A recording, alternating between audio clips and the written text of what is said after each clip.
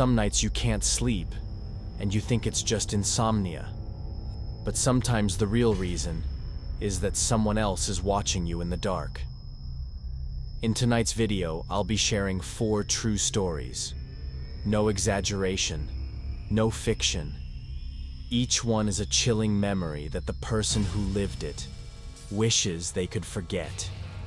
If you're watching this late at night, make sure your doors are locked, the lights are off, and you're sitting alone. Because what comes next is 4 scary true stories that will keep you up tonight.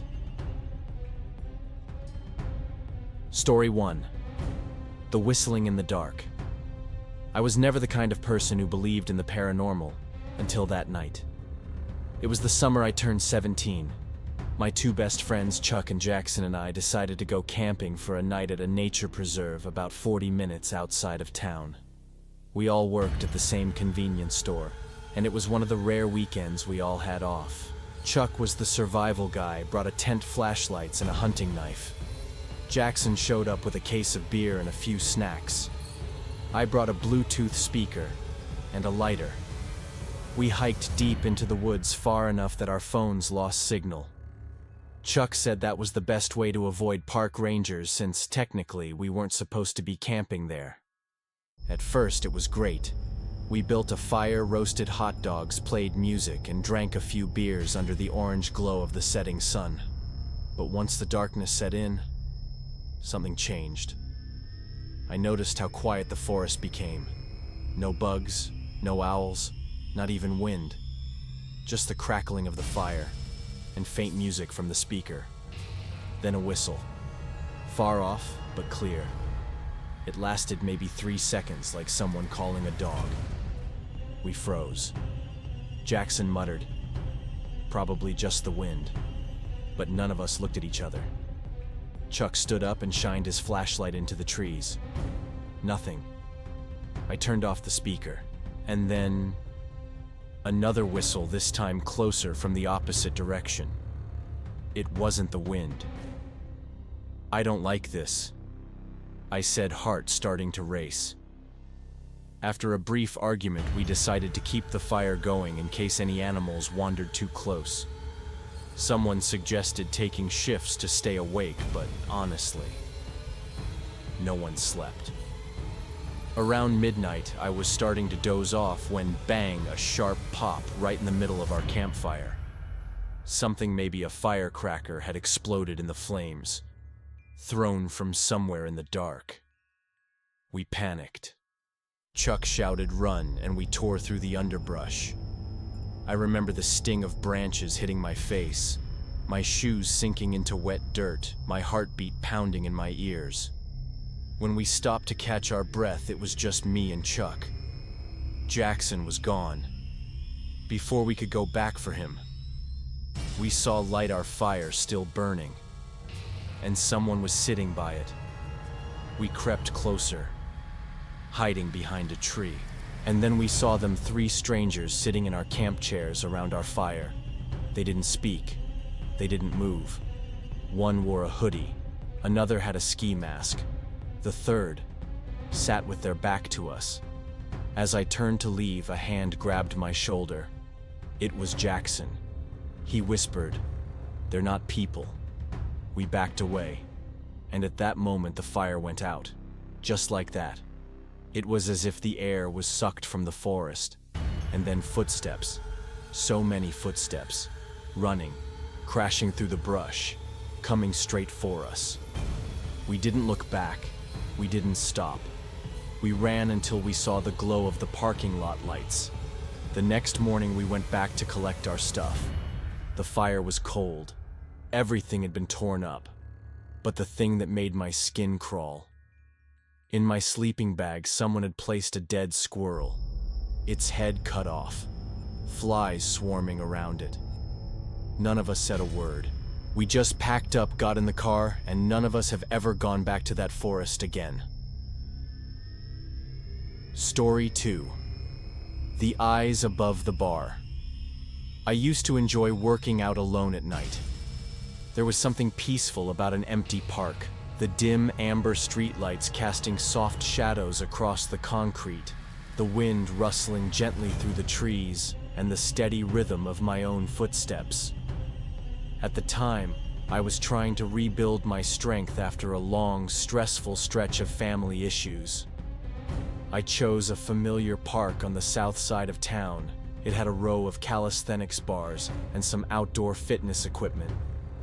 Almost every night around 9 p.m., I'd show up, train alone, and jog home. No one ever paid attention to me, and I never paid attention to anyone. Until that night. I was hanging from the pull-up bar when I heard soft footsteps, not loud, but steady and deliberate. I glanced down. A tall, thin man in a hoodie and a baseball cap stood near a bench maybe 20 feet away. He was staring straight at me. No movement. No blinking.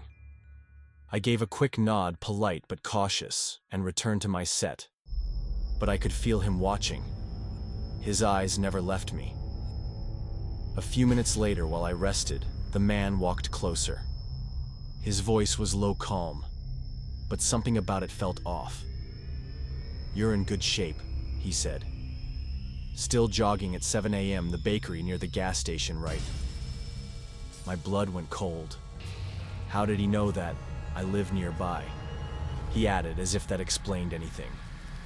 "You come to this park a lot, always alone." I didn't answer. I stood up, pretended to take a phone call, and slowly backed toward the park gate. Before I could leave, he shoved a small white envelope into my hand. "There are some things you should see," he whispered. "Get home safe. Nights aren't as friendly as they used to be." I shoved the envelope into my jacket pocket and ran, all the way home. I didn't look back. Once inside, I locked the door, twice, closed the curtains, turned on every light. Then, I opened the envelope. Inside were 4 photos. The first, a shot of me on the pull-up bar, from just minutes ago. The second, a photo of me eating breakfast at my usual bakery. The third, me asleep, clearly taken through my bedroom window, from the garden outside. And the last one, the one that made my stomach drop, was a photo of me sitting in my room in the exact lighting, exact angle, as I was right now. Scrawled across the bottom, "Close your curtains." My hand dropped the envelope. Photos scattered across the floor. I rushed to check the security camera feed, nothing unusual. Then I opened my phone. There was a new note in my notes app. I didn't put it there. No one else knows my passcode. It said, "I'll be there tonight too." I never went back to that park. And from that night on, I never trained alone after dark. Because now I know some eyes never leave you. Story 3. The Silent Attic. I've never been the party type. If no one dragged me out, I'd almost always choose to stay home over being packed into a crowd of strangers. But that night, a surprise call from my best friend Philip changed everything. He invited me to a house party at a place owned by someone named Randy. I had no plans and couldn't come up with an excuse fast enough, so I said yes. But just as I arrived, Philip called again, last-minute emergency. He couldn't make it. I stood there alone in front of a stranger's house, feeling like an idiot. Still, instead of turning back, I decided to go in. I'd already made the drive, might as well see it through. To my surprise, Randy the host welcomed me with a warm smile. He introduced me around, and shockingly, everyone was nice. The party was in full swing, music, laughter, booze, cigarette smoke, all blending into a kind of chaotic euphoria. I drank, probably more than I should have. Around 2 a.m. I started feeling dizzy and nauseous. I decided to find the bathroom and get some air. But the house was oddly large hallways curved like a maze, and somehow I ended up in the attic. I pushed open a heavy wooden door and stepped into a pitch-black, dusty space. It was clearly the attic, unused and forgotten. There were no lights. I fumbled around and found the only window. Cracked it open. Cold night air rushed in, shocking but oddly soothing. I leaned against the window frame, trying to settle my stomach, grateful for a moment of quiet amid the party chaos. Then I heard footsteps on the roof. At first, I thought I imagined it. But there it was again, clear, deliberate, creeping across the tiles above. I slowly peeked over the edge of the roof and froze. Two figures, both wearing ski masks, crawling out of another window, dragging heavy, bulging duffel bags. In my dazed, alcohol-blurred mind, it took me a moment to understand. This was a break-in. I staggered backward but hit a loose shingle and it clattered loudly. One of the masked intruders snapped his head toward me. Even through the mask, I could feel him staring. He whispered something to the other one, and they started coming toward me. I panicked. I couldn't run, couldn't scream. I just backed away in silence. Then in a burst of fear, I grabbed a loose tile and hurled it. It missed, but it startled one of them. He slipped, lost his footing, and tumbled off the roof into the backyard. The other one freaked, clutched a nearby branch, and vanished into the dark. I scrambled back into the attic, shaking, raced down the stairs and pushed through the crowd. The party was still going, oblivious. I found Randy, pulled him aside, and said, "Only call the police. Now. Someone's trying to break in." When the cops arrived, they found the injured intruder still on the ground, barely breathing. The other one was gone. The party ended immediately. People left in silence. I thought that was it. Until months later, I visited Philip's house and saw Randy again. As I stepped inside, I noticed every window and door had been replaced thick, reinforced, bulletproof grade stuff. Randy explained since that night his family had received anonymous letters with surveillance photos and vague threats. One night, his mom saw a strange car circling the house at 1 a.m. A few days later, their yard was trashed like someone was searching for something. His dad installed a state-of-the-art security system, replaced all the doors, even hung motion-triggered alarms along the fence. But the police never found the second guy. And me, I still wonder if I hadn't been drunk, if I hadn't opened that window. Would any of it have happened? Story 4. The basement beneath the heat. I used to live in an old apartment complex built in the 80s, tucked behind the main streets of a small town. Each unit had its own private basement, cold, damp, and almost never used. I rented the last unit at the end of the first-floor hallway. It was cheap, probably because it was next to the emergency exit, and because of the water dripping noises at night. It was summer, hot, suffocating.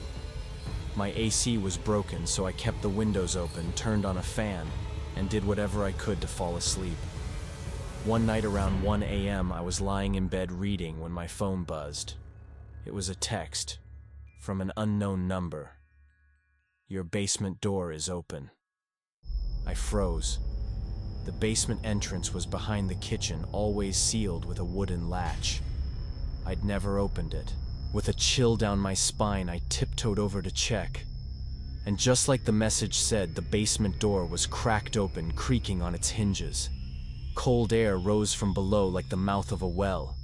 I slammed it shut and latched it tight. My heart wouldn't slow down. The next morning, I asked the landlady if anyone still used the basements. She paused, looked at me strangely, then said, "Nobody's gone down there. Not since the disappearance in 2007. I asked, "What disappearance?" She looked away and muttered something about old hinges. I didn't believe her. That night, I wedged a chair tightly against the basement door just in case. But at exactly 3:17 a.m., I woke up to a sound, the soft scrape of the chair being dragged across the floor. My heart stopped. I flipped on the light. The chair was tipped over almost a meter away from the door, like someone had gently pushed it aside. I panicked, grabbed my phone, about to call the cops.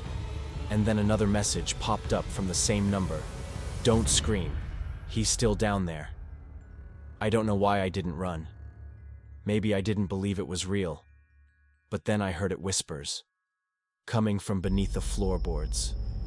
Not words, just long, low murmurs like someone was chanting, in a language I didn't understand.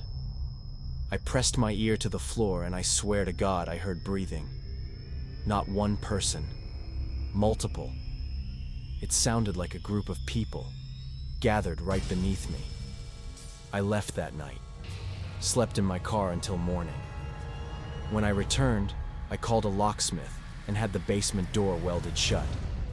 I switched units the same week, and I never set foot near that hallway again. 2 weeks later, I found an envelope tucked under my door. No return address. Inside was an old photo, grainy, printed from a film camera.